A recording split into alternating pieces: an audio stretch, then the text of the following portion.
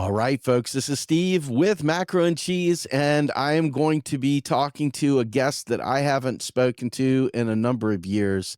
This gentleman gave the absolute must listen to history of the Federal Reserve. He is one of the smartest people I know, and that would be Rohan Grey. For those of you who haven't heard of Rohan Grey, where you been? Rohan is an assistant professor at Willamette University College of Law, where he teaches contracts, business associations, financial institutions, and a seminar on law, money, and technology. Rohan is also the guy that really planted in my brain that money is a creature of law, and the things that go into understanding money have to go into understanding the law. And I just, with that in mind, I want to say today's guest is must listen to. So folks, don't be afraid to share this when it comes out. Rohan Grey, welcome to the show. Welcome back. Yeah, thanks for having me. It's been a while. Nice to see you, Steve. Absolutely. I'm really, how do I put this? I mean, this election, I'm no fan of the current administration, and I'm definitely no fan of the incoming administration. I had a lot of problems, and I still do, with warfare out in the broad, open seas. Man, we're talking about, Ukraine, we're talking Gaza, we're talking all this other stuff, but then we've got this other lurking evil coming out of the woodwork in the Trump administration part two. He's bringing a cast of characters with him like Elon Musk and this Ramaswamy guy who just was a failed candidate, I guess, in the previous run up to selecting Trump as the Republican nominee. However, he's tapped these guys to be part of the Department of Government Efficiency, aka Doge. And it's kind of hilarious to see the meme president come back into office and to see what he's got in store for us. And one of the things that I felt was really important about this, though, is that not only are they looking to slash 80 to 100 federal agencies through this system, but there's also a lot of talk about crypto being backstopped by the Fed and the elimination of the Fed, roll it into the Treasury, which some people would celebrate as a tremendous victory in the grand scheme of things. But these guys have a totally different angle, and I'd like to take this opportunity to let you set the stage for how we got here and what's happening.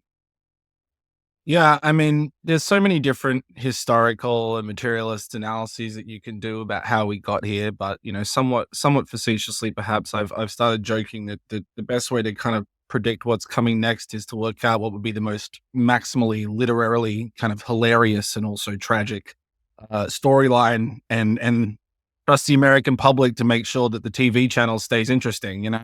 I think describing him as a meme president is sort of along those lines. It's a very it's a very kind of darkly poetic way of pushing social progress forward. And I think I forget who it was. It might have even been Schumpeter had some line that, I shall create, if not an overture, a desecration. And I think about that line a lot since the election. The line back in 2016 that stuck with me was, if Hillary had won, we'd be at brunch right now. And I think there's a, as you said, there's no need to give credit to sort of straight up fascism in this cartoon clown car of villains that come out alongside Trump. But at the same time, the idea that we could have just continued to kind of extend and pretend or hope that the existing regime will find enough juice when it was so clearly kind of collapsing, I think is its own form of kind of delusion that it was going to break. And we had moments to break it gently. We had moments to transition it softly. And that regime really resisted as strongly as it could. And eventually the sort of buildup of pressure is such that it ends up in this sort of, again, maximally cartoonish sort of something that you would think would be a bad FX show or something. And that's the version that we get. And I think for a lot of people, it really is somewhat, in addition to all of the economic pain and the social reaction and the sort of, centuries of white supremacy and all these other things, there is this sense that this is a country whose sort of greatest imperial export is Hollywood, and it's people who are living from social media, dopamine hit to social media dopamine hit. And against that backdrop, do you want more saccharine bullshit politician kind of, pre-masticated mush, or do you want, The Apprentice 2.0, where you get to watch a mean guy who previously, shaved Vince McMahon's head in the middle of a WWE ring to come and sort of do the same thing to a government that everybody thinks is corrupt? I think for me, coming to the United States, I came here in January 2009. I came here and 3 days later, I got off the boat. 3 days later, I was down in DC with some friends to see Obama's inauguration because I just happened to be seeing them in DC, and why not? And so partially it's probably just that's when I really begin my story of America, but it really felt like after the '08 crisis, there was a time, you break a global economy and you either really, really fundamentally kind of transform it in response or don't. And there's a ticking time bomb to fascism, which is only further encouraged by austerity. So to me, I don't know, you get to this point and it's sort of like, it's not sort of better the devil you don't know than the devil you do know, but it is like insanity is doing the same thing over and over and expecting different results. And you can call this Trump movement stupid. And you can obviously call it deluded, but I don't think it's insane in that way. And compared to that, I don't know whether the sort of insanity of the Democrats is better. You're hearing a lot of these people, what they call the kind of popularists, or the people who are supporting quote unquote deliverism, these sort of like centrist, I'm data driven, give the mainstream public what they want, which usually just means a somewhat more reactionary, watered down version of a set of progressive policies minus, the most interesting ones. A lot of them are really trying to, once again, shockingly, use this moment to say the problem was tacking too far left. That we talked about transgender bathrooms a couple of years ago. We did some ID politics. We said defund the police sort of somewhere before 2020 or something. But I think the better way to understand what that election was the sort of liberal regime trying as much as it could to adapt and evolve, but failing, trying to accommodate as much change as it could without fundamentally changing anything, right? That Biden line that kind of nothing will fundamentally change sort of also rings in my head. And I think to try to get to nothing fundamentally changing while also kind of, look how much we've changed. Look how much we've heard your suggestions in the suggestion box. Thank you very much. It's sort of talking out of both sides of your mouth and not really getting any. But one example of this, which I sort of was making fun of on the platform formerly known as Twitter a couple of weeks ago, was one of the senior Biden economists, a guy named Ernie Tedeschi. It's a pretty sort of beige technocratic guy. Had a grumpy tweet in early October, I think it was, saying, I don't know why everybody keeps giving MMT credit for the Biden economy. There were no MMTers in the Biden admin. We weren't thinking about that every day. And I was sort of pushing back at the time, being like, come on, that's true. I know that we weren't in the room, but also the only reason there was even sort of public space for big spending was in part because of the work we did. But at the same time, post November 6th, like, let's take your own words and hang yourself with them, buddy, because yeah, you're right. You didn't listen to us. You tried to do your crappy milquetoast version of big fiscal and not in the way that we wanted and not in the way that we thought was necessary. And now we see what the results of that are. It's funny because, when going into Biden's first, right up front, the whole transition team with Stephanie Derrick, Sarah Nelson, and others, there was this slightest, tiniest piece of hope. And it was so tiny for me that I barely gave it any notice, because all I could think of was, Biden has always celebrated destroying anything that helped the common man. I mean, his whole track record is filled with a soundtrack of everything that you would think Ronald Reagan might have said. The credit card from Delaware. Oh yeah, I mean, the senator from MBNA or whatever, and he's just an awful person. I couldn't stand him going back to the Anita Hill days, and I wasn't about to forgive him. But just hearing this slight bit of positivity, I was still listening to Bernie Sanders at the time, and it still kind of made a dent in what I thought. Mm. And but lo and behold, you know, the Green New Deal got swept away. It was now called the Green Dream. All the different things that we had talked about as like, let's call it an MMT movement of sorts, that progressive Bernie movement had gotten wiped away with a really, really bad tagline called Build Back Better. And once again, completely watered down.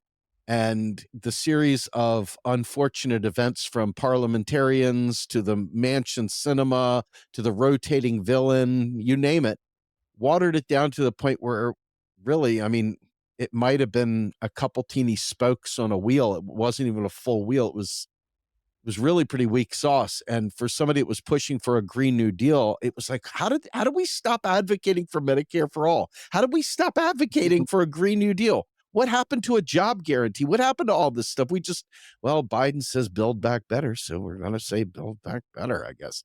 And you saw them literally take an axe to everything and chop it down.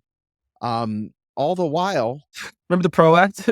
oh yeah, It was pretty bizarre to me to watch the word parliamentarian suddenly come up, coming from a country that has an actual parliament. It was like, wait, you guys have one of those? It's like, I've been here for 15 years. I haven't heard that bloody term come up at all.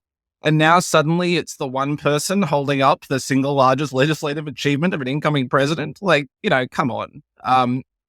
And again, this is a good example. Like, whatever else you say about Trump, I just can't imagine him letting a gnat like that on the board stymie him. exactly. You know what I mean? Or if he does, he's going to fight for it. And again, not trying to give the guy credit, but just saying, when somebody says they want to do stuff because they're so self-interested and narcissistic, you can at least trust that they love themselves, that they're going to fight for themselves if the alternative is jail in a way that, weekend at Biden's is not.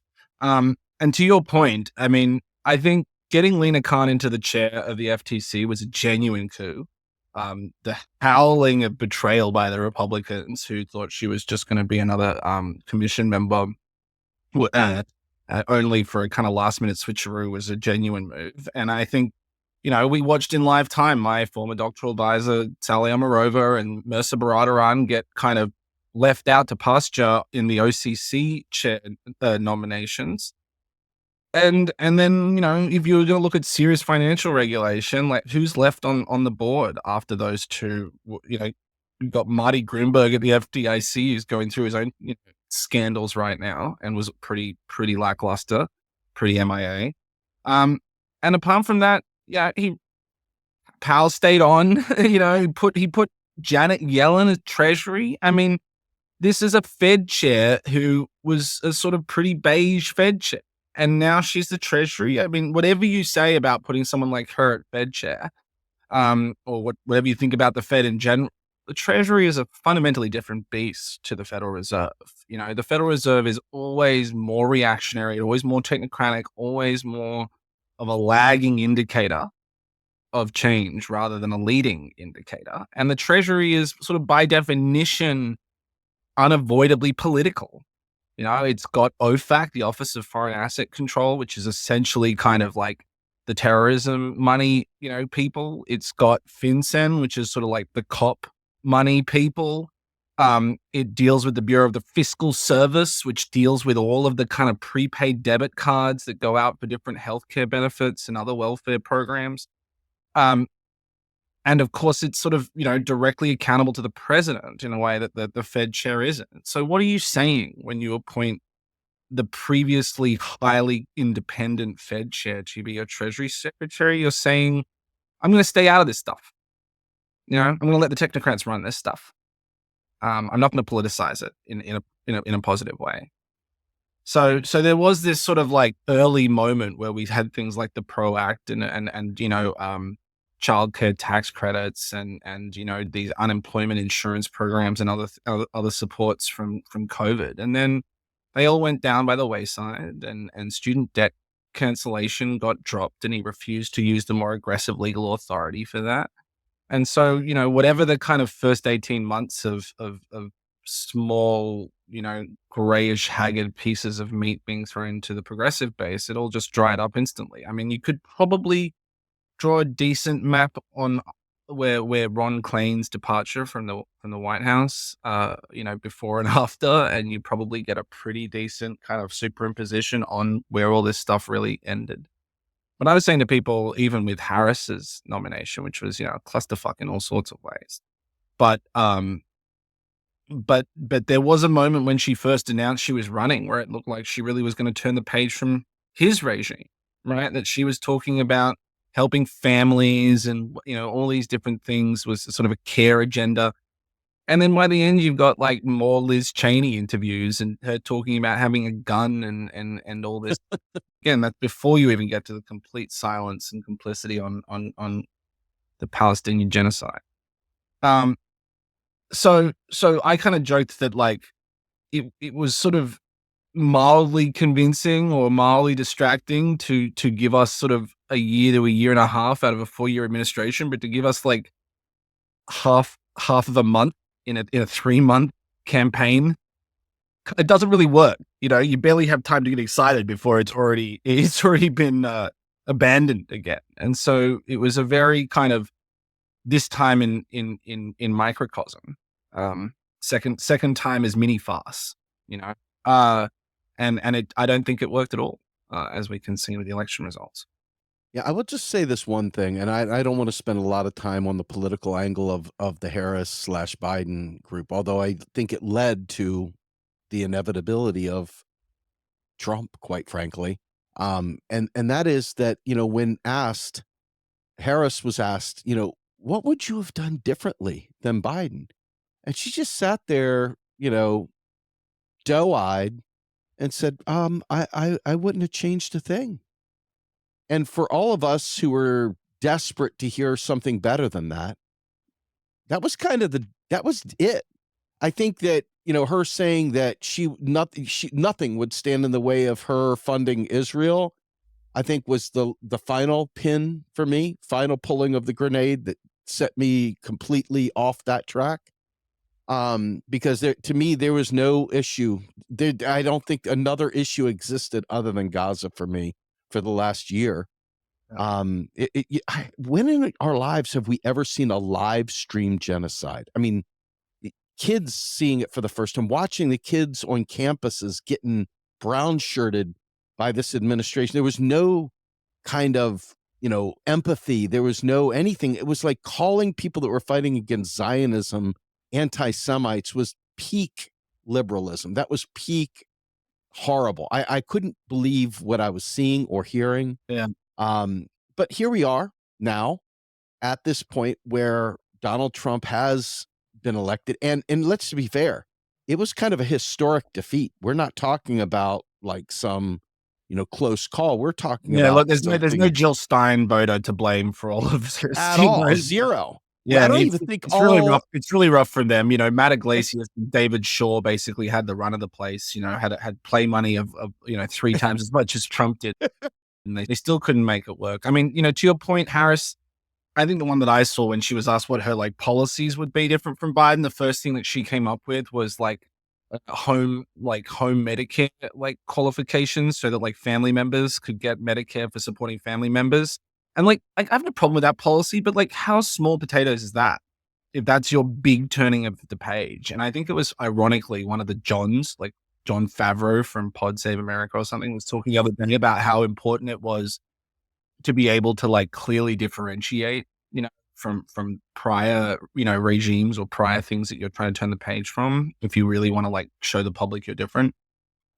And I kind of responded snarkily, like my kingdom for somebody who will like clearly differentiate from Obama's decision to let all the homeowners go under after 2009 that like represented, the single largest destruction of black wealth in a generation, and, really kind of epitomized, even against a backdrop of very finance-friendly Democratic Party politics for decades, really epitomized the let's save Wall Street and see if Main Street comes limping behind it. And we understand that it's complicated in the sense that Obama remains this sort of very transformationally popular figure as an individual. But like, what was Biden if not just like a member berry for the Obama admin? Like, remember, like, nobody wants to do the Clinton thing again, but like, remember Obama? Like, what if we just tried to like, scrape some fumes? What if we just kind of collected some of the shavings that are in the bottom of the jar and see if we can make one more piece of toast? And it was like, it was a very I've got nothing. I mean, even watching Biden campaign, as you said, he's been a pretty mediocre guy his entire life. He's been around 40 years and nobody particularly was, begging for him to do anything strong until Obama plucked him out of obscurity. Every time he tried to run for president, he had to, withdraw because he kept stealing other people's election speeches. And so, there is a sense in which this is all, to me, still a referendum on that post '08 brand of Democratic Party. And again, it's not like I want Trump to get elected, but if you don't break that thing, it keeps limping along. It keeps trying to aggressively resist anyone else taking the reins away. I remember that moment with the Green New Deal, to your earlier point, where Dianne Feinstein was lecturing all those kids in her office saying, I know what I'm doing. And then, 5 minutes later, she's senile. Like 5 minutes later, her staffers are running her Senate office to the point that it was a borderline like electoral integrity issue. I mean, she doesn't know what color her socks are. She doesn't know what she's doing. This woman's 140. Like it's nuts that we are dealing with this sort of gerontocracy vision. And I sort of agree about Gaza just overshadowing everything else. My father grew up as a Vietnam War protester and as an anti-apartheid activist. And I can't think of anything as sort of as central to our modern day and our definition of ourselves. And it's been pretty crazy as a foreigner to see the global South and sort of so many people around the world identify this as a kind of Waterloo moment for American imperial hegemony. And interestingly enough, I was thinking the other day, like Corbyn was such a canary in the coal mine. Yes. They went after him with all the bullshit anti-Semitism claim. Mm-hmm. It's funny because he had a pretty aggressive socialist agenda domestically, but you know what it was? It was the peacenik stuff. It was the fact that he went to every anti-war protest since he was 15. This most gentle person who to make jam in his spare time was suddenly this sort of sinister Machiavellian geopolitical operator that we should all be quaking in our boots. All these people with $400,000 incomes in the city of London are suddenly terrified of like the man that you would trust your kids to look after. To look after your kids if you had an emergency at the hospital and he lived next door. So watching that happen, and I mean, I have a lot of respect for Bernie in a lot of different ways. I also have a lot of disrespect for Bernie a lot of different ways, but Yep. But he was always kind of not challenging that version of American empire like straight down the line. You know what I mean? He makes criticisms of it. He's just got the bill today to try to defund arms to Israel and things, and probably more anti-imperial than almost anybody else who's made it to the Senate for as long as he has. But he wasn't sort of representing, I would say, the same kind of existential threat to the U.S. military machine Right. as Corbyn would have represented. I mean, this is a place that was having debates over Trident nuclear subs and represents a key, geopolitical axis for the U.S. interests in Europe. Do we really think they would have let him win? Right. He would have fallen off a bus or something 5 days before the election. So it is not only a kind of, key issue just from the sort of human rights moral standpoint of watching a genocide in lifetime on TV, but it's also just, it's the empire at its most extended, and it can feel that, and the rest of the world can feel that, and the moral bankruptcy of it all is just overwhelming at this point. Absolutely. So, let's flash forward a little bit because people always talked about Trump, and they would slickly throw in the Hitler thing, and you'd hear all this 1933 stuff and Yeah, so yeah, on. yeah. And don't get me wrong. I mean, like, we're a fascist country, proto-fascist, fascist, whatever. I'm watching the combination. The fascists take note from us. Yeah, Absolutely. I mean, and it wasn't when Trump was in office only, right? Like, we're talking about a bipartisan push to, and just in general, that merger of corporation and state. all those whistleblower protections that the people enjoyed under Obama. All the protection of civil liberties. We definitely didn't have the director of national intelligence straight up lie to Congress. Exactly. I mean, but I think what really came down was watching the fight against inflation. Yeah, yeah, And, the MMT community, you previously said, and I use this all the time, and I do try to give credit when credit is due. But I oftentimes talk about how, we were a fist with the deficit myth, but we were like a bunch of pinkies when it came to inflation. And the concept of the Fed raising interest rates a la Volcker was not as bad as Volcker, but it was yeah, still, you know, and I want to add a moment here, of that interest income channel in the absence of other spending was about the only thing keeping the economy, at least, in terms of the stock market and in terms of investors, it kept money flowing. But it also masked the stratification that we see in America, where the people that are below that investor grade individual, that managerial class, that PMC, were literally drowning and working 2 and 3 jobs trying to pay for the increased costs. And it doesn't take much history reading to figure out the Treaty of Versailles and the brutal conditions that were placed on Germany, led directly to the conditions that did bring about Hitler.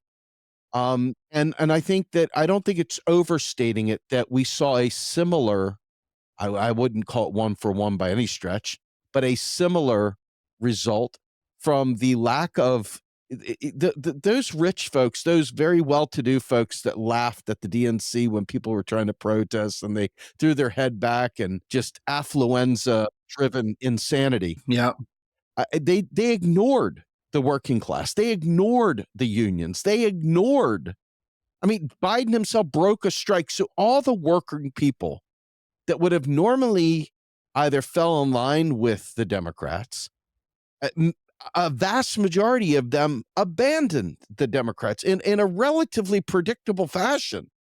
And so as you think about it, I had people coming at me like I was somehow or another Republican. I'm like, no, I'm just a truth teller. I'm just calling it like I see it. I'm not here picking sides because I believe the whole thing's theater. Okay. But with that in mind, watching regular people I talk to on a daily basis, people that are working in 911 centers, people that are delivering food, people that are stocking shelves, people that don't have posh jobs, were literally struggling mightily. And that there was some barrier that blocked those people from looking low enough to see how bad it was. And I think that lack of willingness to have a class analysis, to really truly focus on the stratification narratives that really played out before our eyes, I think doomed us all. And I think it's very predictable to see something like this happen. And now, with that in mind, you see a lot of people investing in crypto. And you see the Trump administration already, even before taking office, directly sidling up to guys like Elon Musk, who is a vast recipient of federal spending. And you see guys like Ramaswamy, who are biotech, you know, mega rich people. These folks, these Silicon Valley types, falling in line with him, backing of crypto, talk of the Fed backstopping crypto, buying crypto assets to produce stability, et cetera. I mean, strange times we're living in, correct? I mean, yeah. I mean, I was saying the other day. Obviously, it was don't think I would actually want this if it was the only bullet. But you have one bullet to change how Congress works. I wouldn't mind having like people's net worth and previous year's income just sort of hanging over their head like a computer game, like HP bar. Like every time journalists report, just pointing out that Nancy Pelosi is worth $100 million and whatever else. I think that there really is still that continuation of the Chuck Schumer kind of, for every working class voter we lose, we'll get two people from the suburbs in the Panera Breads. Like that was still part of this strategy, and for a party that claimed to be the party of the working class to capture pretty much all of the upper wealth quintile like majorities and all of the kind of rich suburbs, while losing a lot of the poor workers is something that they have to come to terms with eventually. The level of comfort for the rich grifter class who took $1 billion of campaign money and somehow lit it on fire and still had the nerve to ask people for a donation the day after the election is just it's so tone deaf about all of that. And to your point, Nathan, who's been doing all that great work foyering the Fed and getting the kind of history there, Yes. who is also, I think, he's a fantastic historian. I'm very glad to have him part of our organizations, and he's a long-standing, friend and brother. But he's also got this almost Olympic ability at moments of key historical kind of significance, like the Greek crisis and things. Sort of like it's almost like everything slows down, and he can be an Olympian that kind of sort of sees things really, really quickly, But almost immediately after the election, one of the things that became, I think, apparent, and he's been harping on very well, is that for average people, the increase in interest rates was basically a direct continuation of the pain from inflation. Right? Inflation hurt your pocket by making your paycheck go less far, and the higher interest rates hurt your pocket by making the debts go up on your balance sheet. And so I mean, we can talk about this more in a second, but I would say that, to your point, the failure to have an effective inflation regime is probably, inflation management regime is probably the single biggest macroeconomic failure of the Biden administration. We certainly were saying in live time, going back to 2019, there was a different set of tools. And we should talk about that more in a second as well. But the fact that Biden, doesn't pick a fight with Powell, the fact that even sort of, I would say, center-left, so progressive, even more than liberal, technocratic people I would consider, if not friends, certainly acquaintances or people I expect to see at the same conferences and things, who know our work, who respect what we do as MMTers to a degree, we're still valorizing Powell and valorizing the Fed and saying, well, we've at least got one adult agency in the room when, Congress is broken. At least we get all this nimble emergency lending. And isn't it great that we've got the big, money cannon from the Fed to save us from COVID? And it's sort of like, again, a millionaire or a Republican, former banker, is the great white hope. Like, that's what we can do. We can hope to keep that guy and have his former boss and mentor be the Treasury Secretary. Like, yeah, we should be handing ourselves a grenade and then stepping on it, if that's our vision. You know what I mean? And so I think, to go back to something we mentioned earlier, like the PRO Act was a moment of trying to show Labor that we stood with them. And then, oh no, we hit a parliamentarian. We hit a speed bump that nobody even knew, existed. And now we're defeat. Oh no, I am defeat. It was so pathetic to see how much that was a fight. And I think it's sort of sometimes hard, or it provides useful cover, the fact that it can simultaneously be true that Biden's administration was probably the most pro-worker administration in a generation, and that it was woefully inadequate given the moment in history and the potential to do more. And I think that for some people, that's a sort of, if not a hard line to pass or a hard nuance to hold in their head, it's certainly a useful shield for accountability, because they can say, well, we did big fiscal and it didn't work. Well, we tried to be pro-worker. We stood on a picket line that didn't work. But that goes back to my earlier point about the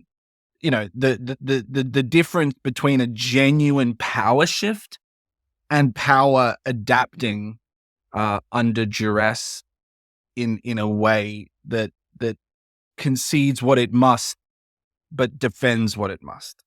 And I think this was an administration that was once again the last dying gasp of an ideology that knew it needed to change, tried to change just enough to not need to fundamentally change, and then we're where we are.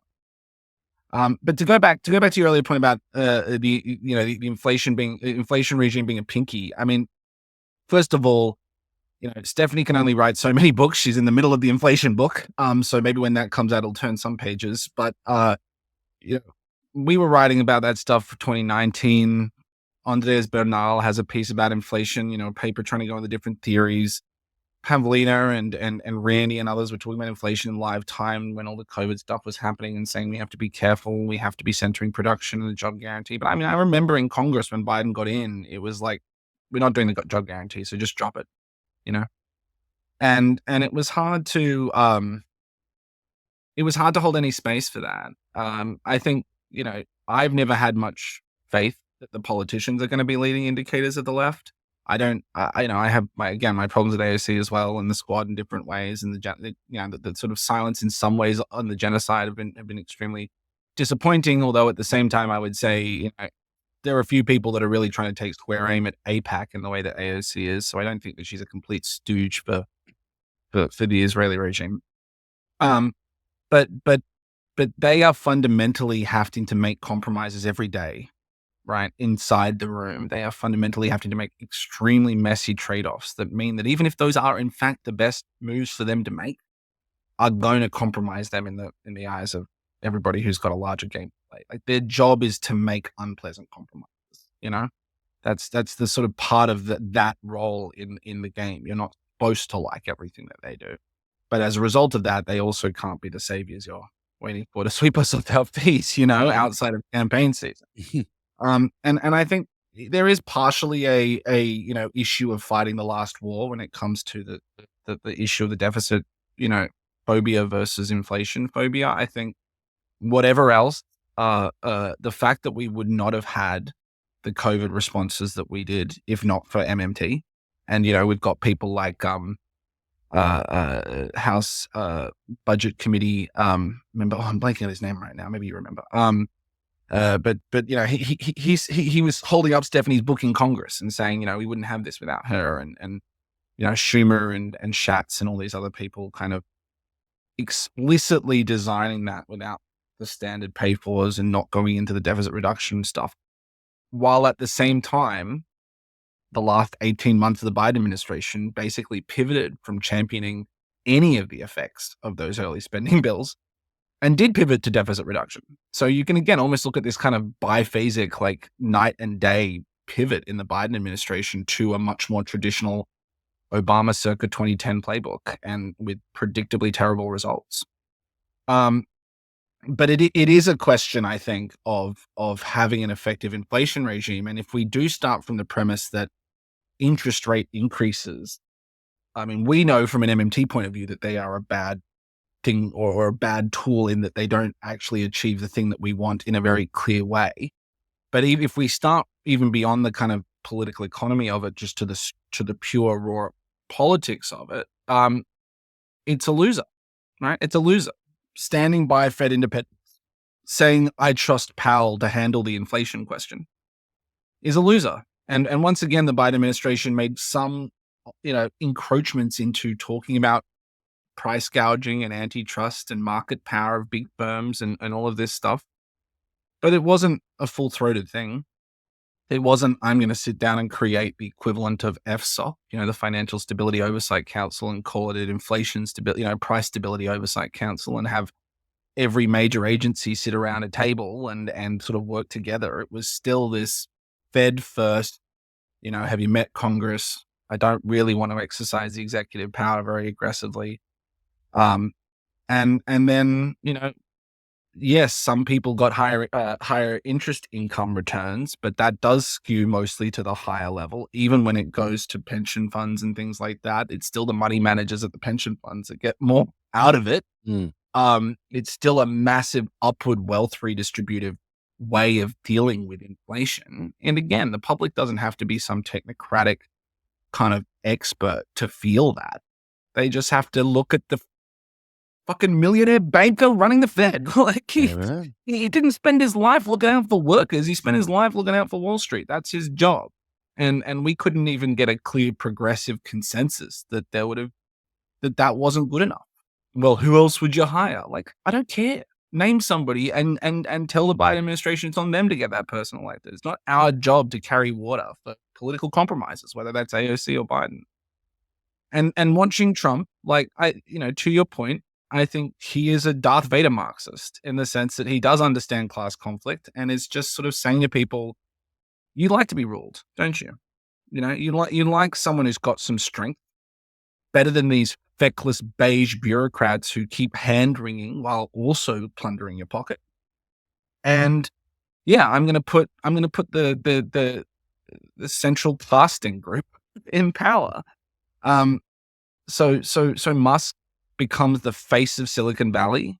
He does the cartoonish thing, so all the serious money in Silicon Valley has cover to join the Orange Man fascist after everybody agreeing for 4 years that he was a fascist. Mm-hmm. Ramaswamy is basically the high school debater whose job is to like make all of this sound very reasonable. I mean, all these bloody Ben Shapiro people who sit.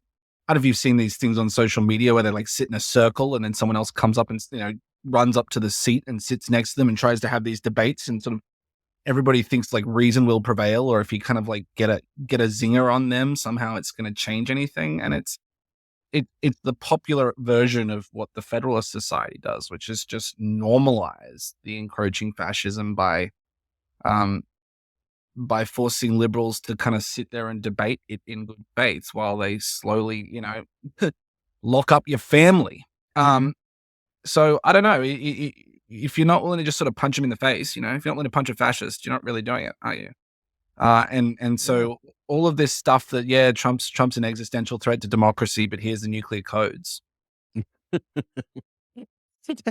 I just say that is the funniest thing, because I as I watch Mika and what's his name, MSNBC royalty, what is this, Joe Scarborough, Yeah. go down to Mar-a-Lago to break bread with Trumpy. Yeah, kiss the ring. I mean, this is just ridiculous. But more to the point, though, and I don't want to deviate too far from this, but I think it's kind of worth the conversation. You watched the student loan or student debt issue kind of blow up in our faces too. Yeah. I mean, everybody is being materially dented on top of inflation, with suddenly having hundreds, if not thousands of dollars of monthly payments that could have, the debt collective clearly showed Biden the way to the water. Here's a deliberately weaker legal strategy. Yep. He used a deliberately weaker legal authority that was specifically around emergencies. When the Supreme Court struck it down, he deferred. The only thing worse than central bank independence is bloody judicial independence, and I can say that as a law professor. If there was ever a moment to have a stand against the court, like that's an incredibly popular issue. And nothing. Well, let's go. Dobbs being the other obvious one, but there's a clear reason why they didn't want to do that, which is the Democrats get to fundraise off that into perpetuity. Yeah. But with, it wasn't even just the restarting of student debt it was also that happening at the same time as the expiration of unemployment insurance and the other COVID relief programs. Yes. You can sort of trace this moment or this period where all those relief programs expired, student debt restarts, interest rates go up, and you put that all together, and that's a serious hit to people's well-being. It's the pain is back on the worker. We've decided, a la Paul Volcker, that the way to deal with inflation is to just smash average people until they stop spending. And if it wasn't Paul Volcker, it was Larry Summers, Larry Women Who Can't Do Math Summers, who as late as 2013, Obama was trying to make Fed chair. Yeah. Nothing learned, nothing. And the minute that there was inflation, everybody turned running back to Larry Summers and apologizing for not taking him seriously. And again, this guy is disgusting. They're scum. He's scum. He should be called scum. Progressives should call him scum. If they want to have a serious debate about inflation and the overshoot of big fiscal spending, like, don't bring that guy in the room, but we didn't do that. We did the other thing. And I think, I mean, I wrote an obituary for Volcker when he died, trying to bury that man, and I had a line there that, like, he claimed to be against financial corruption as much as he was against the unions. But for some reason in his entire career, he really only succeeded at one of those two things, And it's sort of like that with the Democrats in general. They claim to be anti-Republicans, and certainly they're fucking anti-left. But They are more anti-left. somehow they only seem to win in one of those two frontiers. Yes. And so I don't, change begins at home or whatever it is. I wouldn't call myself a Democrat, obviously, but I do think that if we don't have a serious reckoning on that side of the aisle, there's no point pretending we can fight the other side of the aisle. The last point on this that I want to make, because I want to get into these possibilities of the Fed and the crypto angle, et cetera. But, let's be fair. The Democrats forever have run on codifying Roe v. Wade, have run on protecting bodily autonomy and so forth. But they also love it as a fundraising strategy, clearly, because when Biden was given the option of stacking or reforming the court, which there's nothing that would have prevented him from doing that other than being a simp for the system to begin with, he said, nah, not going to do that. The ending of the filibuster, no, I'm not going to do that. Yeah. And it's like, well, wait a minute, hold on. So in other words, every possible tool you have to make change, you're telling us all you're not going to do that. And I know we said nothing will fundamentally change, but for Christ's sake, I mean, the idea of not reforming the court alone, just that one thing, I got more normie Dem pushback. Oh, what do you want Biden to do? He's just one man. What do you want him to be, a dictator? Blah, blah, blah. Yeah. And I'm just listening to him and I'm just laughing. And it's like, you guys might be the most pathetic creatures on the planet. I mean, it's fundamentally, if not a deliberate avoidance of governance, it's an allergy to power and politics. I mean, I come from a parliamentary system, and they have their own problems, especially, once you get into kind of proportional representational systems that end up with these sort of small ragtag groups of governing coalitions that have their own form of political inertia. But at least in this traditional kind of first past the post political system like that, the theory is supposed to be that you win and then you have a majority. And then when you have a majority in parliament, you get to do stuff. And then when the other side gets in, they try to undo most of the stuff you do and do their own stuff. And then you do it again and again. And it's sort of like progress or change happens in this zigzag where undoing the previous guy's stuff is like part of the game. It's part of the process, right?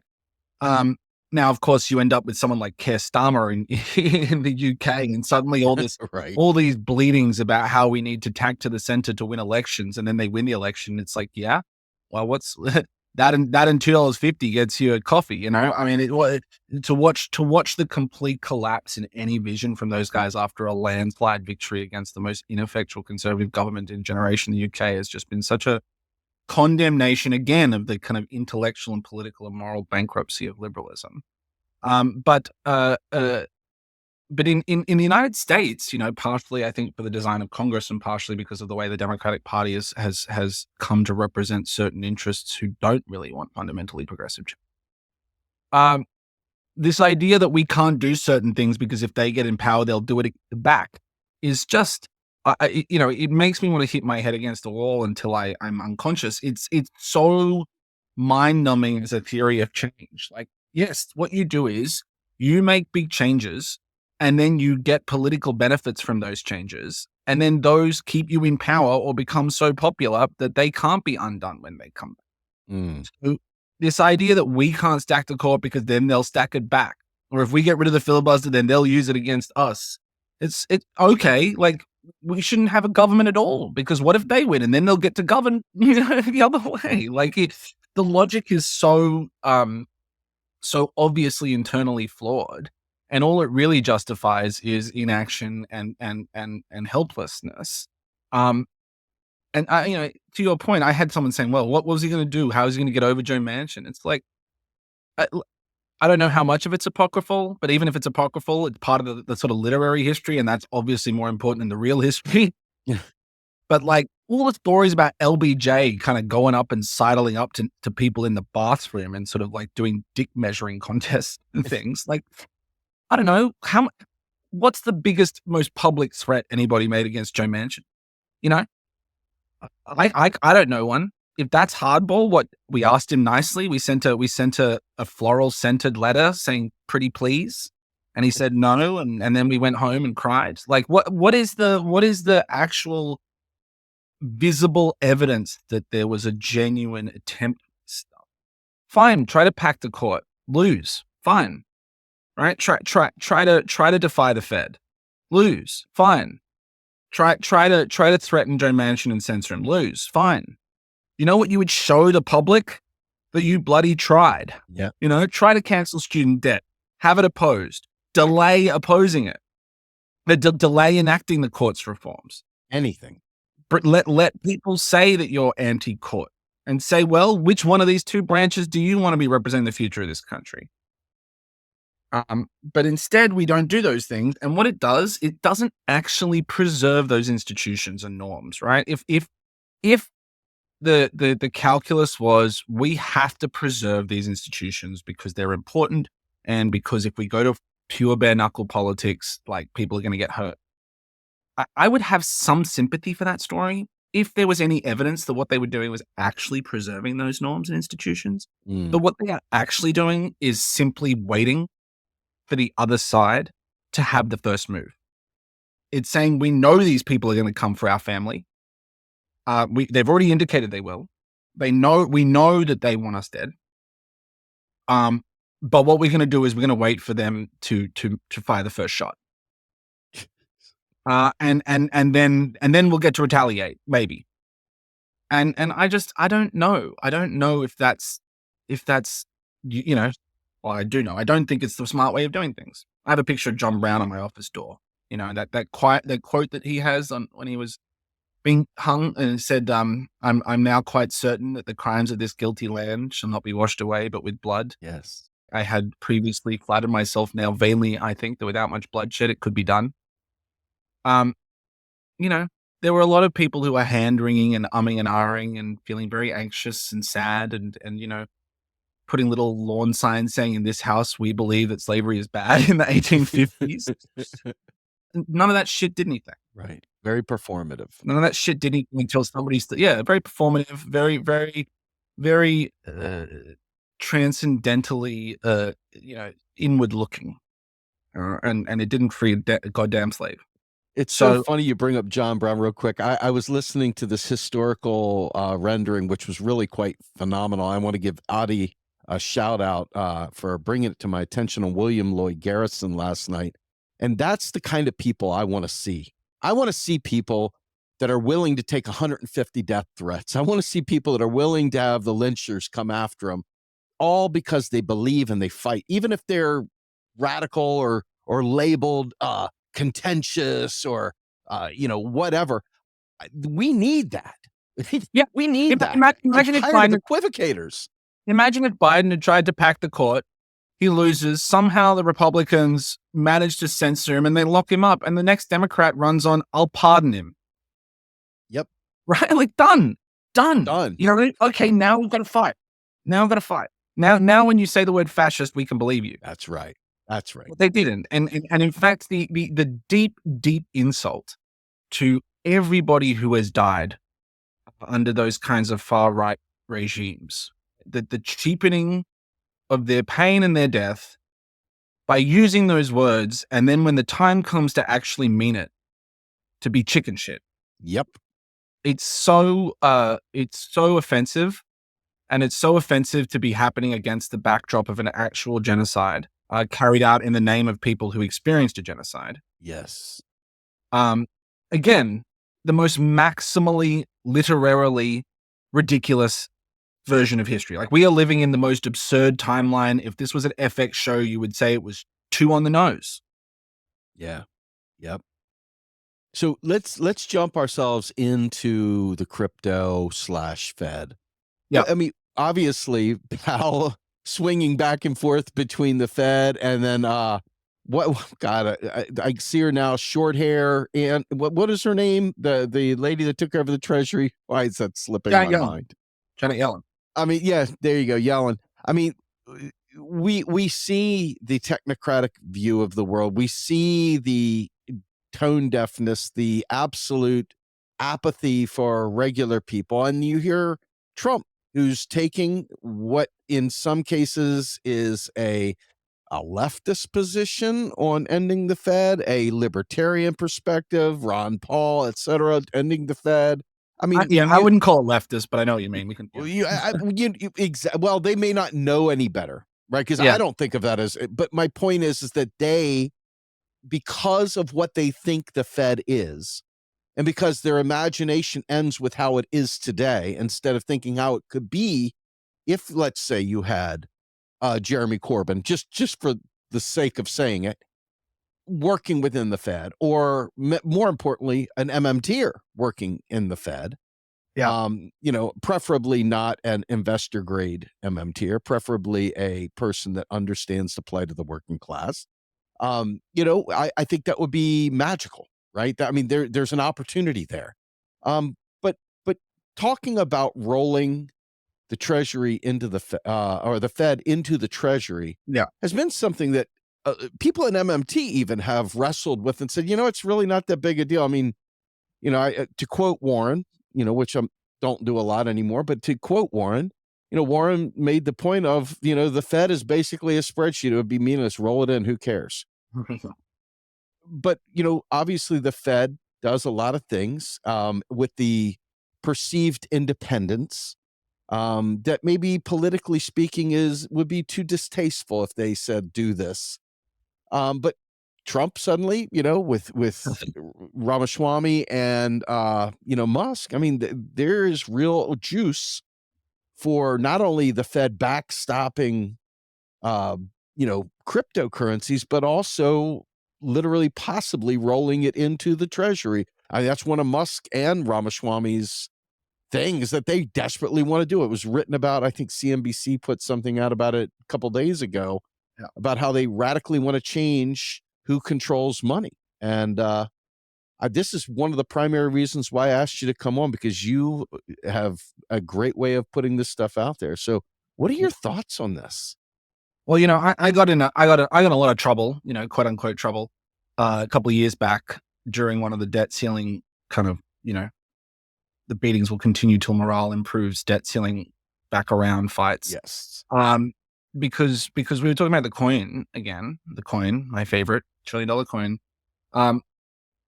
It's funny to go back to the Yellen point.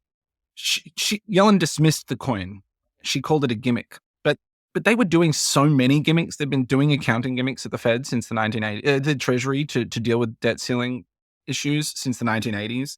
And again, what she really means is there are gimmicks that we think are acceptable that are sort of high finance that only sort of smart bankers understand, and then there's gimmicks that like actually everybody else can understand and kind of.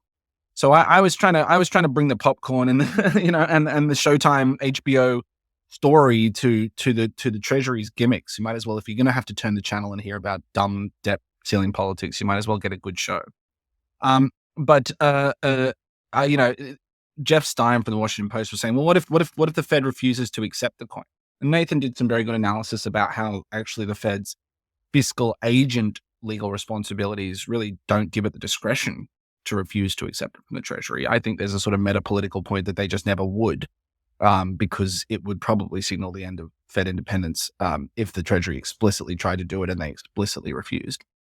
Or at least it would put such a spotlight on it they wouldn't want to do it. But I said, well, send troops to the Fed. Ignore SCOTUS if SCOTUS says it's unconstitutional, and send troops to the Fed. Why? Because the alternative that Yellen was seriously countenancing, or at least pretending to seriously countenance in public discourse, was that they would default on the public debt. And the 14th Amendment that says that the validity of the public debt shall not be questioned was, the Civil War Amendment. There's a reason that it was part of the same amendment as equal protection, because it was trying to prevent white nationalists getting into Congress again, the Confederacy and trying to ex post refuse to pay the soldiers who fought in the Civil War. So I said, look, if there's going to be a showdown, might as well have it to be defending, the Union winning the Civil War against the white nationalist opposition who is literally trying to destroy the economy. I mean, what better terrain to fight? But I was, called crazy, and all my law professor colleagues said, well, you're ignoring SCOTUS, that's a ridiculous position. No one's going to take you seriously. I'm like, all right, cool. I'll just wait a few years for the world to get crazier and then see how ridiculous it sounds. But to your earlier point, I get what you mean about, the left has got its own problems with technocratic governance. And it's interesting because in the aftermath of Loper Bright, the case that sort of got rid of Chevron deference, which is a standard of review of administrative agencies' discretion to interpret their own statutory authority, which was considered for a long time to be the kind of constitutional bulwark for the administrative state's autonomy.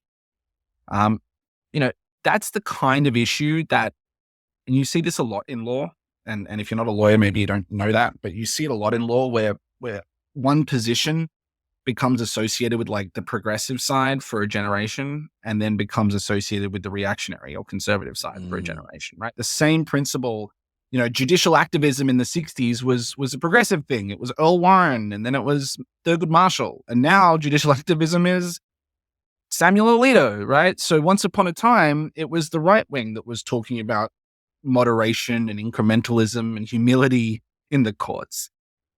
And then now it's the so-called center left that is trying to harp on those values because they are the kind of antithetical values to whoever's in power right now doing other things. And so I have probably somewhat nuanced, or hopefully nuanced, somewhat complex views on where I think the right line with administrative state should be. I don't think that I'm particularly excited to see, the way that it's going right now. But at the same time, like, I don't think this sort of knee-jerk, well, everything was great under Chevron is the right way either.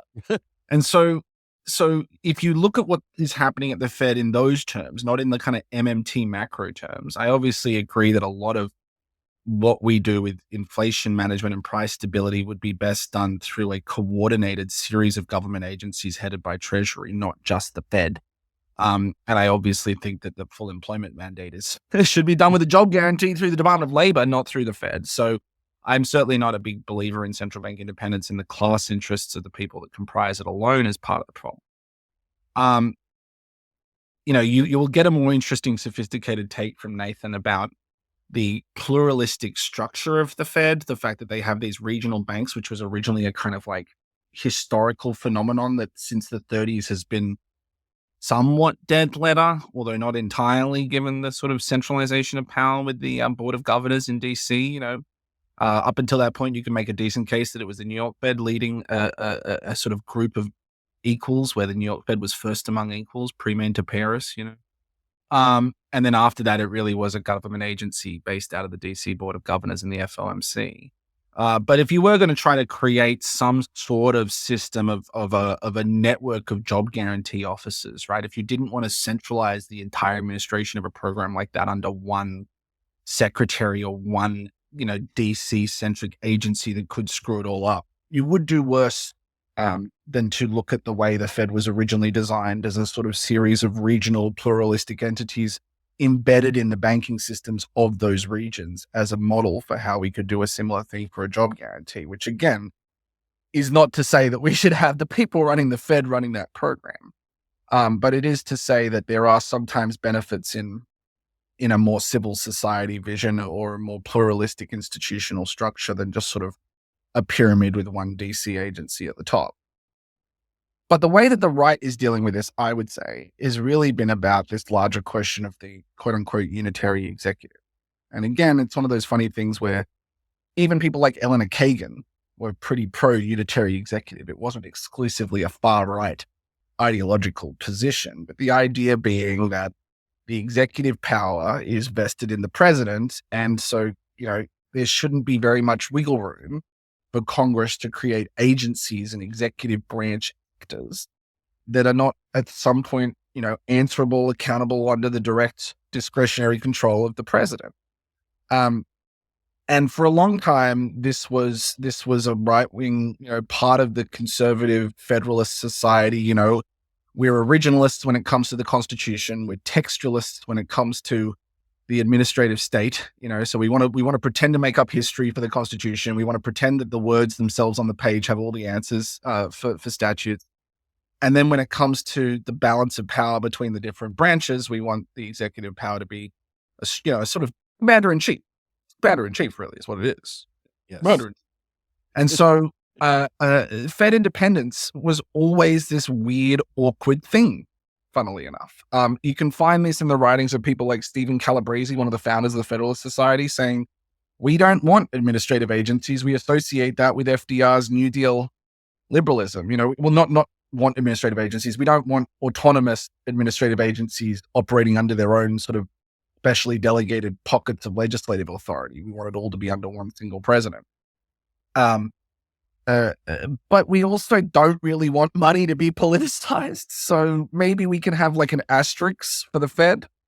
Maybe the Fed can be the one institutional exception that proves the rule in general.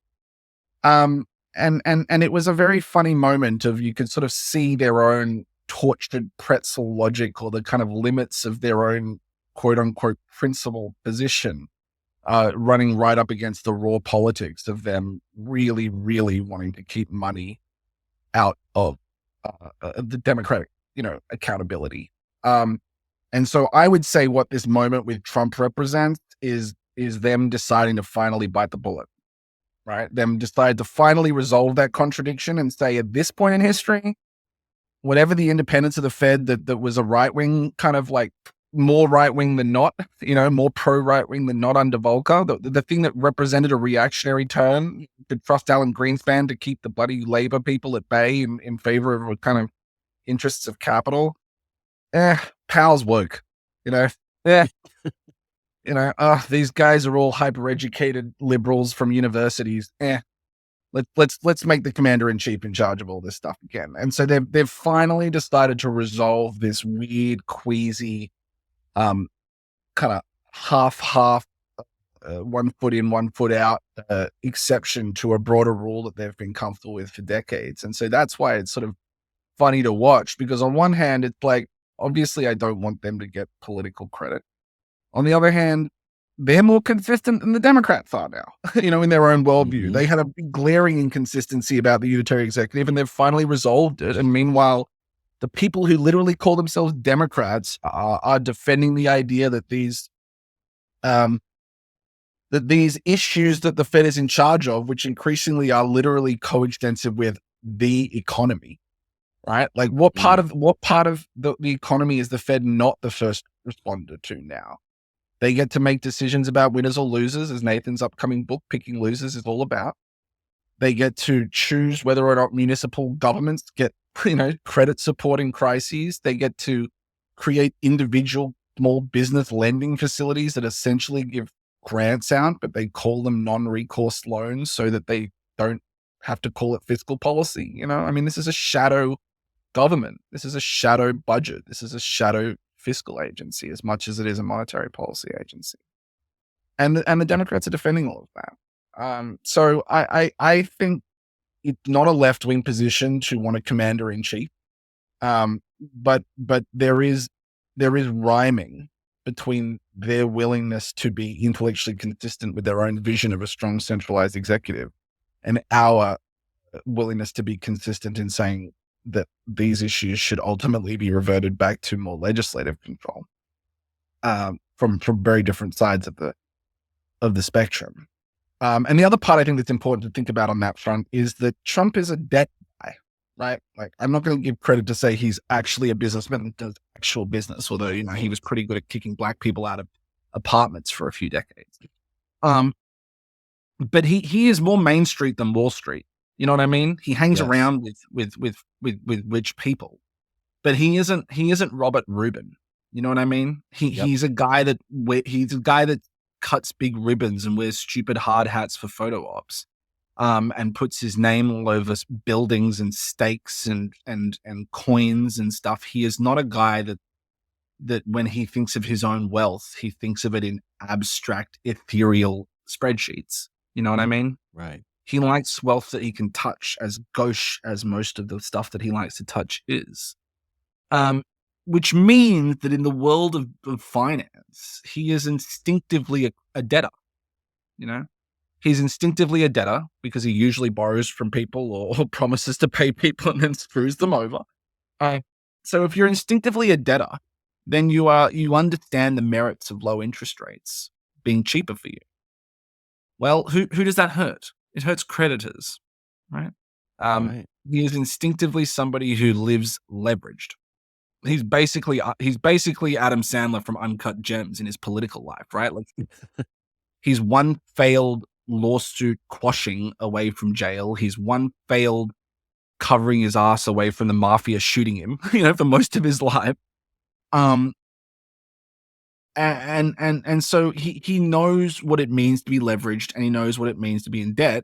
He isn't the guy who thinks of himself as a patient saver who could get interest income, and he isn't the guy who thinks of himself as the creditor that is being starved of interest income. And so I think for him, he has a natural instinctual understanding of that point that we said earlier, that higher rates are tantamount to higher inflation for most people. That is to say, they increase the cost of living.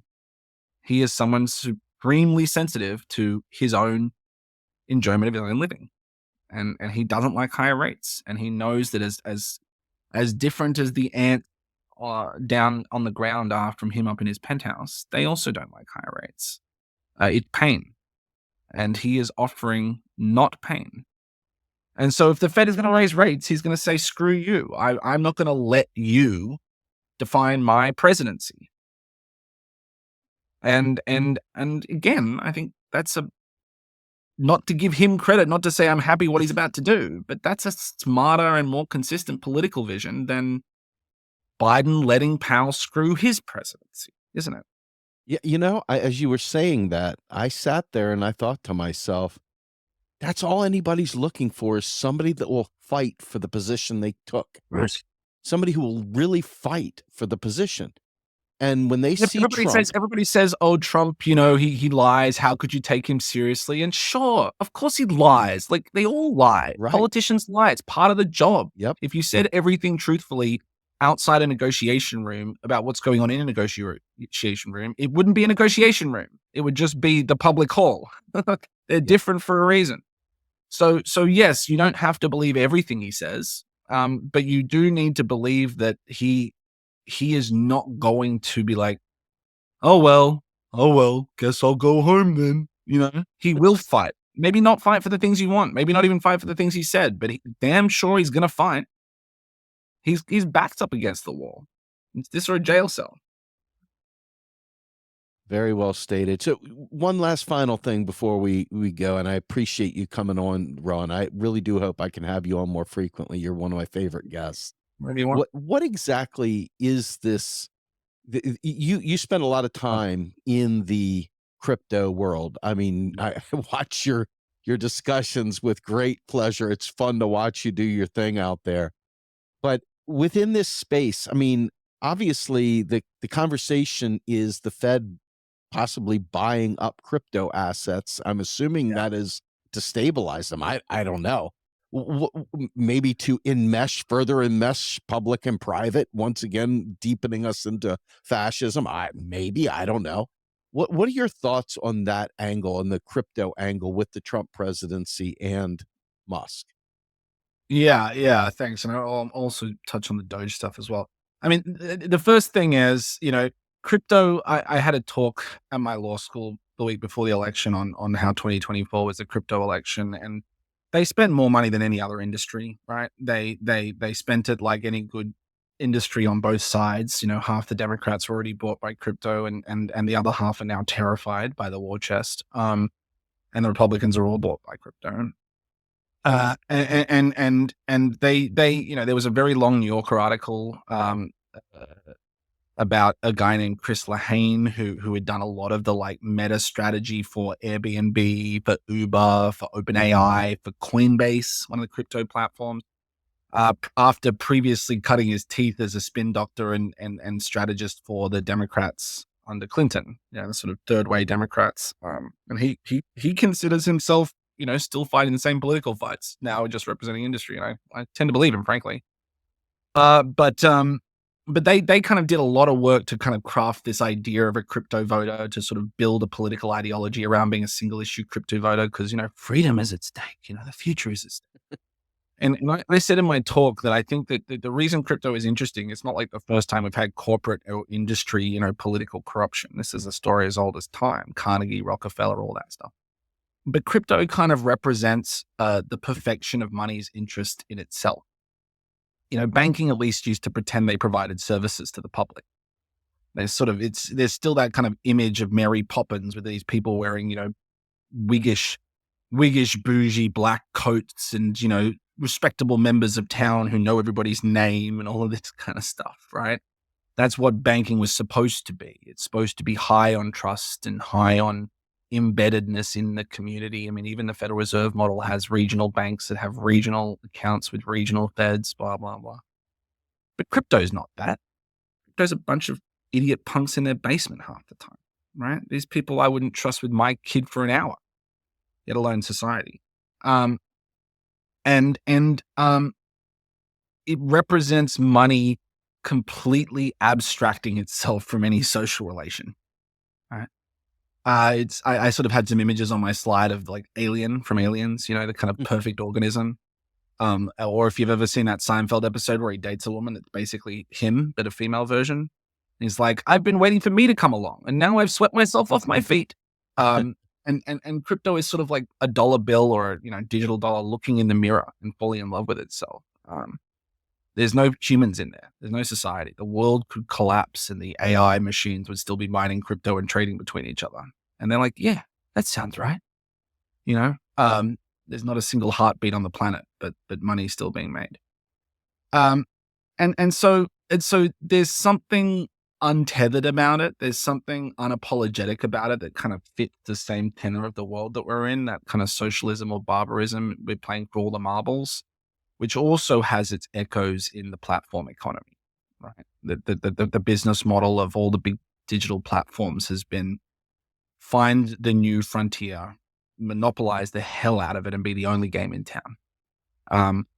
And I think crypto is doing that, trying to do that line of, if you want to change existing reality, don't fight it. Build a new reality and render the old one obsolete. But it's not that they actually are trying to build a world without institutions and without old money and without Wall Street. And, it's not everyone's going to suddenly be a little populist yeoman farmer with 40 acres and a mule. That was just some sort of the true believers who got carried along for the ride by the cynical schmucks like Mark Andreessen. But it is, I think, a way to get around the scleroticism of the existing banking system, and the fact that half of the old banking infrastructure has been running the same COBOL code since the 1960s, and the fact that the early origins of the Fed really kind of have a lot to do with the early origins of the telegraph and the wire and those forms of telecommunication systems, and that you can't really have a smooth transition from that to a internet native version of the same system. You really do have to kind of build the other one in parallel and eventually kind of hot swap it over, right? And that's not, again, some populist revolution. That's industry evolving. That's, sometimes you have to not take over your dad's company, but go build your own company and eventually acquire your dad's company, Oh. And so I think that this election, I saw from inside, behind the scenes, that the degree to which it terrified even progressives running in primaries, just how much money was being thrown. And, they got rid of Katie Porter. They got rid of Sherrod Brown, right? They've got some real heads on spikes and trophies for their efforts. And more importantly, even than the heads on spikes, they've absolutely terrified everybody else. It's just not worth it to pick a fight with that industry for most people now. It's unlikely you'll win. It's going to be one of the most bloody, bruising fights you're going to do. And the public might not even thank you very much, because the other side's done 5-10 years of effective PR and propaganda. So they might actually think you're hurting them. You're not fighting against the big man, right? This is disruptive. Didn't you watch, the movie with Seth Rogen about GameStop? Right? This is the little guy sticking his finger up. This is Robin Hood. This isn't Citadel, even though it is Citadel. Right. So that's to me what the kind of crypto election represents. Now, to go to your question about the Fed and the strategic Bitcoin reserve. I mean, Trump, again, he started a Trump coin. I'm not a betting man, but I would be extremely surprised if that thing ever actually does anything, right? It wasn't about the product. It wasn't even a cheap fundraising strategy for Don Jr. to pretend he's got some skills. It was a symbolic gesture to crypto that he was in. Uh-huh. It was a symbolic statement of alignment. Oh, I see your game. I also want to sell face creams in a multi-level marketing scheme. Right? I am open for business for anybody wanting to sell face creams. I will be on your side. If the bad guy on the other side is the sort of scolding little Gary Gensler, Yosemite Gary, pew pew pew pew. I'm not that guy. I'm open for business. I'm open to capital. We're gonna make money together, folks. And I think he made that very clear, and he will get the benefits of that, right? As a good industry, they pretend to give the impression that they, only care about their own stuff, but they were always going to be Republican anyway. They were always going to vote that way anyway. They were just sort of dangling the tantalizing prospect of some votes, or at least sort of less aggressive opposition in front of the Democrats, but they were never going to suddenly become Democrats. It's capital. It's a specific kind of capital. But the strategic Bitcoin reserve thing, I mean, first of all, the Biden administration, I think, has learned the lesson to have a strategic reserve of commodities to stabilize the value of commodities. The MMT has been talking about this for years, right? Buffer stocks. Yep. Doing it with wheat, doing it with labor. So there's a sense in which having a strategic Bitcoin reserve could allow you to help stabilize the value of Bitcoin, if you have enough, and that having its own value if you think that the constant instability of those markets has social downsides. The other interesting thing about that, for some context, is because of all the scams, because of all the criminals, etc., the government has confiscated like hundreds of thousands of Bitcoin. So it would be in part really just repurposing existing assets into a specific fund. Now, currently, a lot of those assets are being held by financial regulatory institutions, almost as like the spoils of war. Like it's sort of like you find a bad guy and you get the money and you can use it to keep fighting the other bad guys. So I don't know if there's a defunding angle. I wouldn't be surprised if there was, that this was partially about sort of taking away those assets so they couldn't be sold to help fund ongoing regulatory interventions. But the other thing is, it's not like it's not like this strategic reserve is going to be bad for the price of Bitcoin. You know what I mean? So this is really, again, a symbol or a telegraphing that I am here to help Bitcoin's price keep going up. I am not going to do things to hurt its price going down. If you set up a strategic reserve saying you're concerned about stabilizing the price of this, then if you're doing other regulatory efforts and people say this is hurting the price, then now you have a conflict of interest, Now you have a reason to not do those other regulatory things, don't you? It's interesting what you're saying there, because as I'm listening to you, my mind is saying, wow, this should be like a glaring, neon sign of, hey, what is the difference between Bitcoin and the US dollar? And the fact is, Well, I think it's more like what's the difference between Bitcoin and oil, yeah, right? Is a better starting point, yes, right? We're not talking about holding Bitcoin. We're not talking about internalizing Bitcoin into the payments architecture of the United States government.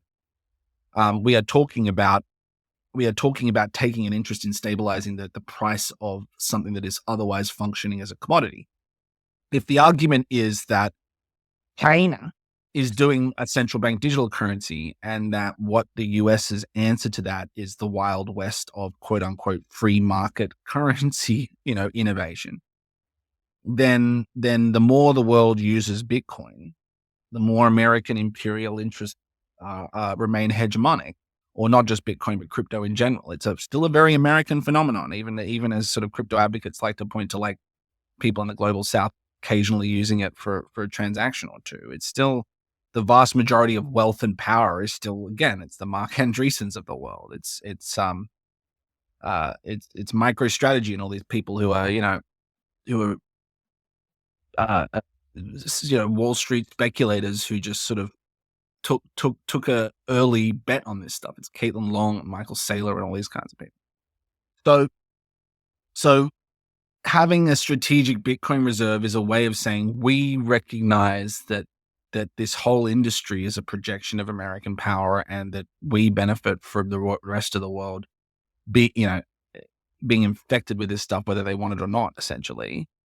And it's not that China thing, is it? No. So in that respect, it's not that far away from like oil, if oil had been from day one an America-centric resource. Recently with all the fracking that Biden supported while also claiming to care about climate, and with the Strategic Petroleum Reserve, and just sort of decades of general national security strategy, America's like a massive producer of oil now, not an importer, right?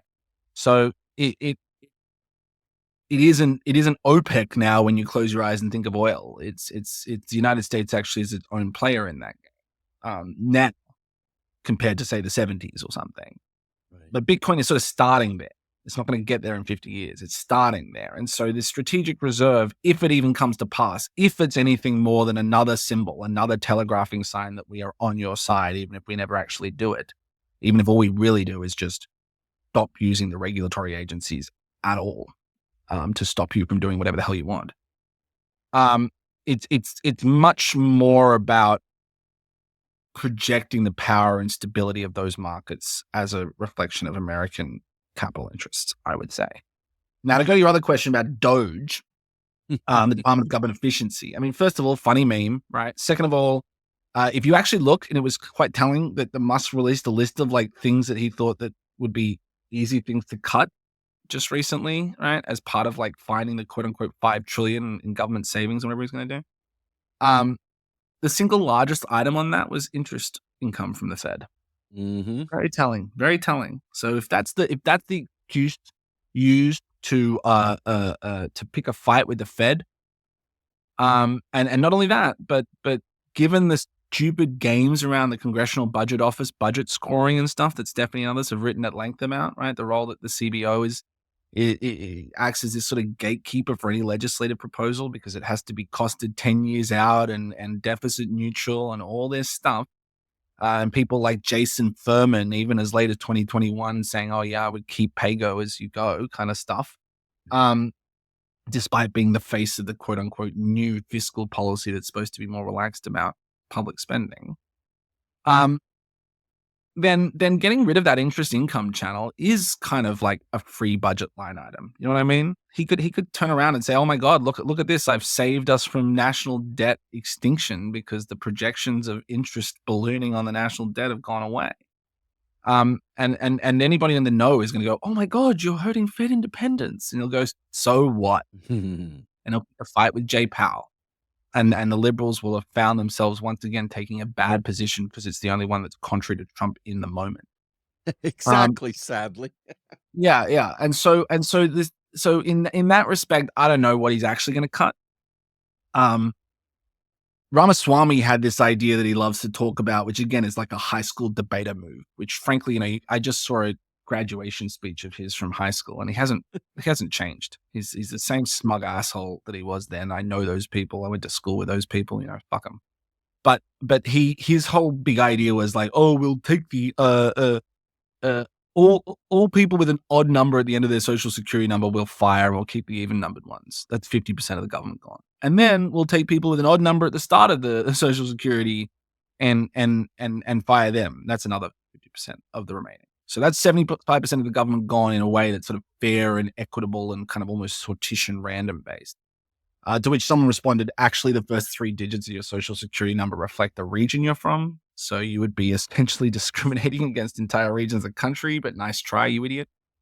But again, this is not realistic. I mean, this is not a real proposal, right? I mean, you get rid of people randomly like that. The one guy who's like the only person in the US government that knows how to keep a certain dam from breaking, you just fire him for no reason. I mean, it's one thing to say you're going after inefficiency and waste. It's another thing to say you're decimating Roman legions. I mean, that word decimate comes from, they used to shoot 1 in every 10 to make a point. You'd be damn sure that not shoot, kill, but you'd be damn sure that the people who killed 1 in every 10 thought very carefully about which one they killed. Or at least you'd hope they would. Use it as an excuse to get rid of the ones you already want to get rid of. So it's very hard to imagine any whole-scale reduction in the government budget and size that isn't a political witch hunt, which I assume is why they want to do it. But if so, it's gonna be hard to claim that it's random and fair and structural and all that stuff. But the other interesting thing is that this is sort of, the word department is doing a lot of work there, both for the meme and for the selling of this idea. As far as I can understand, it's a sort of advisory committee. So there's a high possibility that this was just essentially a handout to 2 big donors to shut them up and put them in a corner, so that they get to kind of yap and not actually do anything. It's not like Musk particularly wants to do any work, as far as I can tell. He loves taking over companies, but that's not really the same thing. It also allows them to avoid going through the confirmation process, and particularly having all their finances become public. Oh, yeah. So it could be that the reason that it's less formalized or proposed to be less formalized is because they want to keep it unaccountable, which is a more savvy reason. It could be a combination of both. Once again, it's not like I think Trump coin's going to start operating. He talks a lot of big games about a lot of things and delivers on very few of them. So who even knows if this is going to happen? The way that they're saying it's going to happen. Elon Musk certainly wouldn't care if he walked away in the middle of a project like that. But the other thing about it is, from my point of view, if you go back to the conversation we had earlier about the unitary executive, right? Having a bunch of people who can make recommendations that Trump can then be the one to execute. I've talked to some other people. I say, well, this doesn't look like this thing's going to have any power. Does it need any power, or does the president just need to have power? Yes. So if they say we're going to cut from this agency or that agency, and you're like, well, you can't do that. You're not in charge of that agency. And Trump's like, well, I'm the president. Right? I'm going to relitigate Nixon's attempt to cut funding to community programs to Black communities over Congress's objection, and to pick a fight about whether the power of the purse can ultimately be controlled by the president through the fact they control the executive branch. Right, that led to the Anti-Empowerment Act of 1974 that was basically saying when Congress says to spend, you have to spend, which was a big part of my coinage paper and some other research I'm doing. But again, why the hell would Trump care about that? Legislator? Never met her. So if he wants to stop spending on stuff that he sees as helping his enemies, if it's Vivek and Elon that are going to go out and sell that to the public on their media platforms, the little debater in chief and the guy who runs Twitter, then let them take the flack, and I'll go and wholesale purge the government of my enemies. And I think the starting point of that is going to be the Department of Education, right? Yep. This let's abolish the Department of Education thing. First of all, nobody hates the Federal Department of Education more than billionaire Betsy, and she was in charge of it for 4 years and she didn't get rid of it. So I don't think again they're actually going to shut down the whole department, but they are going to gut everything they think they don't like, right? Every dollar that's going to any group to help social mobility or any group to help anti-discrimination. I mean, Trump's already said he wants to provide quote unquote reparations for white people who were not allowed into college because of diversity admissions. Oh my. So we're going to get reparations for white people before Black people in this country. And again, maximally literarily ridiculous storyline, right? We live in the most FX timeline. So I'm not sure that we are not going to see a thing called the Department of Education, but it might not resemble anything like it does today, or it might be completely gutted of half the things that we think it's doing that are good. And a couple of recommendations from Elon and Vivek about that before Trump sort of signs the order. Not outside the realm of possibility to me. Yeah. I mean, at the end of the day, the one thing that jumps out at me, and I want to end on this note, and I'll let you have the closing word. Um, you know, Once you start gutting agencies, I mean, that's new money being spent into the economy to people, salaries, et cetera. Yeah. I mean, we're talking about, you know, significant possibilities by eliminating the interest income channel and eliminating all these government jobs and slashing and burning. We're talking about the very real foundation for recessionary pressures. I mean, a money famine. How do you anticipate Trump navigating that? Oh, well, come on. We both know the answer. It's tax cuts. Yeah, It's tax cuts. exactly. Yeah. That's tax cuts. He's gonna get rid of taxes on tips. So he's gonna get every service worker in the country loving him. And then he's gonna do a massive tax cut for the rich. And again, those numbers are, as we saw in 2016, which the MMTers were right about. Paul Krugman's out there saying it's going to be catastrophic, and everybody's saying it's going to bankrupt the country and all this stuff. And it obviously wasn't. It was terrible for other reasons, but the people who said that stuff ended up just looking stupid and wrong, and like they will pick up any tool to fight, even if it's a bad one that undermines their own integrity and credibility. So yeah, the unstoppable force of carving a swath through public institutions meets the sort of immovable object of there's never a crisis so big that a tax cut can't fix it. And Yep. that certainly also puts pressure on the Fed to lower rates. So Trump will be the guy that helped brought rates down. Right? Engineer a little recession. We can have a little recession as a treat for a minute. So I don't think I think what you are describing is it will not have to be a reduction in absolute terms. What it will be is a massive reorientation of resources. Yes. They will go down over there and they will go up over here. And we don't really have to even be particularly imaginative to see who is going to be hurt on the stuff that goes away and who is going to benefit from the stuff that's going to come in its place. But this is to sort of, go back and tie a bow from where we started on some of this conversation. When we were talking about things like alternative to interest rate increases to manage demand, I'd love to tax the billionaires out of existence.